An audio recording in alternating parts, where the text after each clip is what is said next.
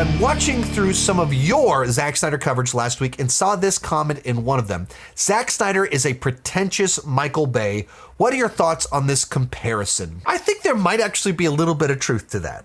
Now, even when I say that, both of them are directors that have a very distinct style that is not particularly similar to one another. Each of them are drawn to specific types of imagery, certain themes, certain story structures that are quite different from one another, but both of them also have a certain amount of, machoism to them, a certain testosterone-fueled films.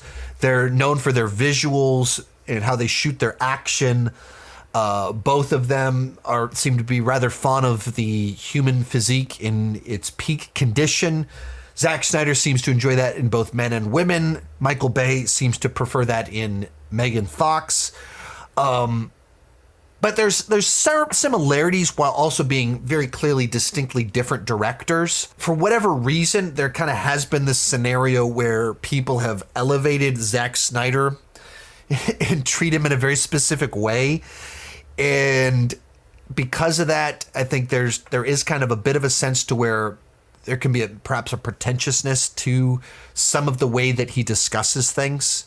Like, he's into mythology, archetypes, and when he talks about them, it can make him seem like, dude, come on, man, what are you doing now? What are you talking about here?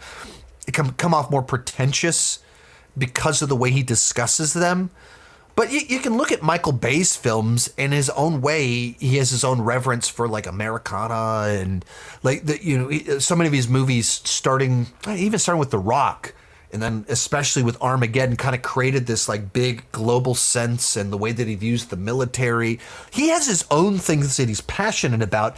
He just doesn't do the interview circuit and talk about them the way that Zack Snyder does. In which case, Zack Snyder does it that kind of both sells you on it, but also can make you go, is he just the pretentious Michael Bay? Is there something to that?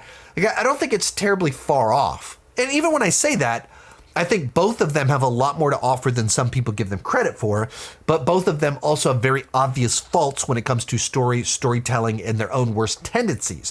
When they work with a great script and they have people kind of like are able to push them into the box a little bit more, their creativity and their strengths thrive in the box. As soon as they're they're released to do their own thing, their worst tendencies can kind of take over. And Zack Snyder gives interviews where he tries to explain them and defend some of those worst tendencies, and Michael Bay doesn't really do that. Thus, one of them perhaps does come off more pretentious. So I don't know, maybe there is a little something to that.